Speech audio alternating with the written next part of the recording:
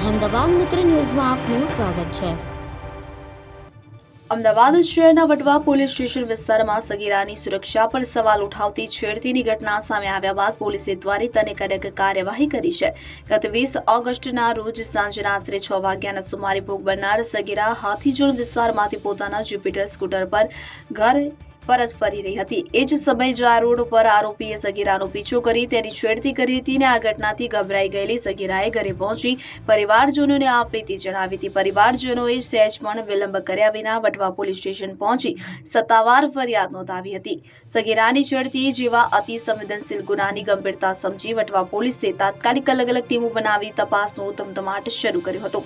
પોલીસે બનાવવાળા રોડ પરના CCTV footage તપાસ્યા હતા અને હ્યુમન ઇન્ટેલિજન્સની મદદથી આરોપીનું લોકેશન ટ્રેસ કર્યું હતું। પોલીસે ગણતરીના કલાકોમાં છેડતી કરનાર આરોપી માનાભાઈ ભીખાભાઈ દેવી પૂજકની અટકાયત કરી તેની વિધિવત ધરપકડ કરી હતી।